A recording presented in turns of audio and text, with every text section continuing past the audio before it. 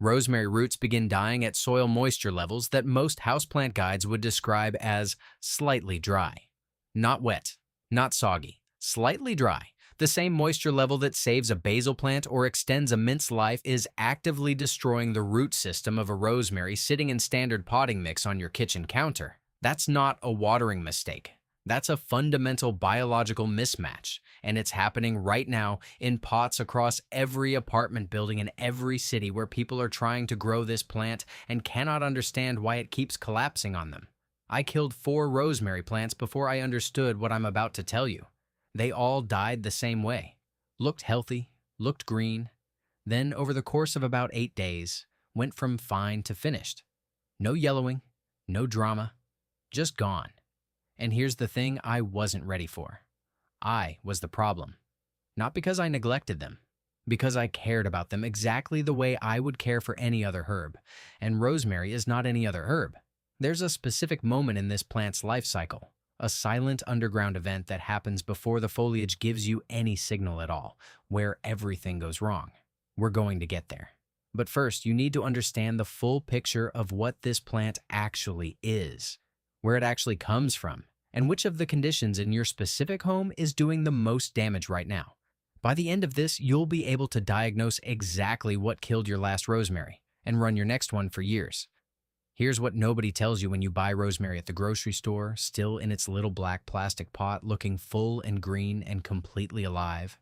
That plant spent its evolutionary history on exposed, rocky hillsides above the Mediterranean Sea, in soil that is essentially crushed limestone and mineral grit, with almost no organic matter. It experienced temperatures that swung 30 degrees Fahrenheit between night and day. It grew in winds strong enough to permanently shape the architecture of trees. And the soil it was rooted in, if you can even call it soil, drained completely within hours of rainfall. Not days, hours. Your kitchen counter is the biological opposite of every single one of those conditions. Still air, moderate, diffuse light. Soil engineered to retain moisture and feed roots continuously. Temperatures that barely fluctuate 5 degrees between morning and midnight. Rosemary did not evolve for comfort. It evolved for adversity. And the moment you move it indoors and start treating it like a comfort-seeking plant, you've started a clock you don't even know is running.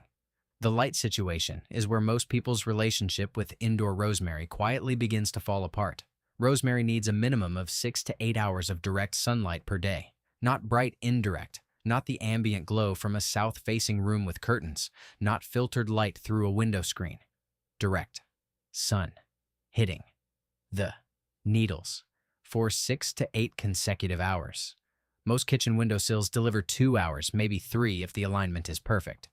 What happens next is something called interior browning. The plant starts shedding foliage from the inside of the canopy first, nearest the central stems, where light penetration is weakest. Most people don't catch this until the outer growth starts to look sparse. By then, you've lost a significant portion of the plant's interior structure, and that structure doesn't come back quickly. If you don't have a south-facing window that delivers genuine unobstructed sunlight, right? You're not choosing between good light and great light. You're choosing between a grow light and a slow decline. A full-spectrum LED grow light positioned 6 to 12 inches above the canopy for 12 to 14 hours a day is not a luxury upgrade for this plant. It is the minimum viable substitute for sun. And that's just the light side of this. What's happening underground when the light is wrong is actually stranger. And it connects directly to the watering paradox that kills more rosemary than anything else.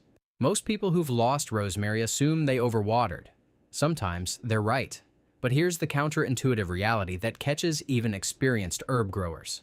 In winter, indoors, with central heating running, the air in your home drops to somewhere between 20 and 30% relative humidity. That is drier than many deserts. Rosemary, which evolved near the coast where sea air carries consistent moisture, is now sitting in a heated room with the atmospheric humidity of a desert, and the foliage starts to desiccate from the tips inward.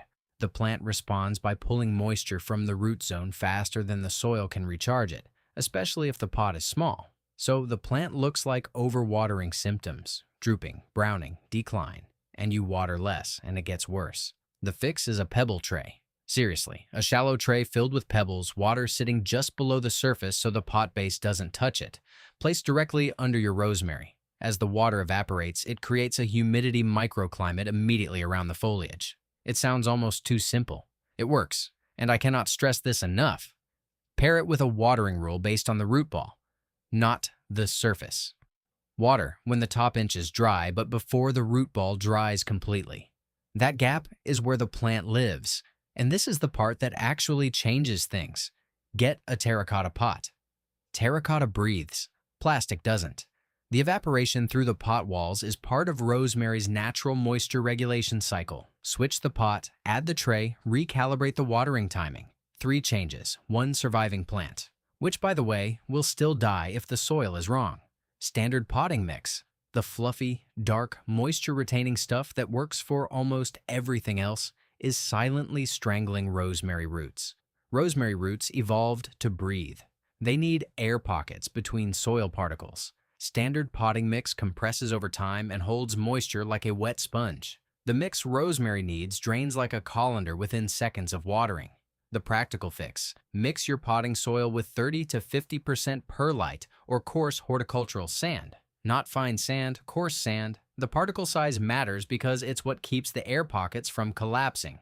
Or, and this is the beginner shortcut that actually works, buy cactus and succulent potting mix and use it straight. The drainage profile is almost identical to what rosemary would find in rocky coastal soil. If you're still here and haven't already gone to check your current potting mix, hit subscribe to Home Plants Hacks, because we go this deep on herb biology every week and there's a lot more of this coming.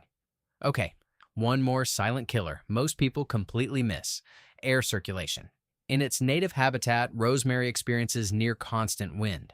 The movement serves 2 functions. It keeps the humidity around the foliage from stagnating, and it dries the needles rapidly after any moisture contact. Indoors, in still air, moisture lingers. Foliage stays damp, and powdery mildew finds exactly the conditions it needs. The fix is a small fan on low, oscillating, positioned, so it creates gentle movement around the plant but doesn't blast it. Not for warmth, for airflow. It costs almost nothing and removes one of the most common indoor disease vectors for this genus. The transition between indoors and outdoors, moving rosemary out in spring back in before frost, is where most people lose the plants they successfully kept alive all winter.